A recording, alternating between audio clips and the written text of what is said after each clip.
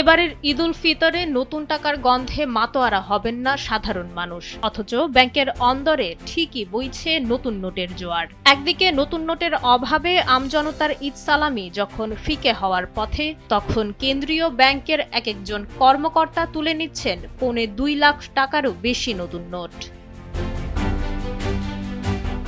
কেন্দ্রীয় ব্যাংক জানিয়েছে এবার বাজারে নতুন কোনো নোট ছাড়া হবে না।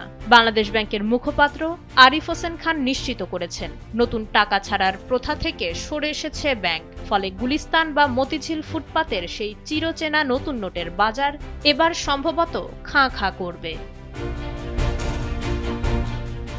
মুদ্রার উল্টোপিঠ বলছে অন্য কথা। ৩রা মার্চের এক অভ্যন্তরীণ আদেশ অনুযায়ী কেন্দ্রীয় ব্যাংকের শীর্ষ কর্মকর্তারা প্রত্যেকে পাচ্ছেন 1,83,000 টাকার সমপরিমাণ নতুন নোট। এমনকি পরিচ্ছন্নতা কর্মীদের জন্য বরাদ্দ রাখা হয়েছে 68,000 টাকা পর্যন্ত।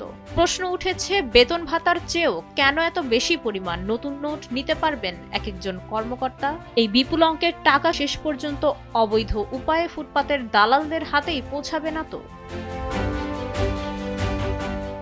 বাংলাদেশ ব্যাংকেরই কিছু কর্মকর্তা এই বৈষম্যের কঠোর সমালোচনা করেছেন। তাদের মতে, কেন্দ্রীয় ব্যাংক যখন নগদ টাকার ব্যবহার কমাতে সংস্কারের কথা বলছে, তখন খোদ কর্মকর্তারা কেন বিপুল পরিমাণ নগদ টাকা কুক্ষিগত করছেন? নিজেরা সংস্কার না মানলেও সাধারণের ওপর নিয়মের খড়গ চাপানোকে ভালো চোখে দেখছে না অনেকেই।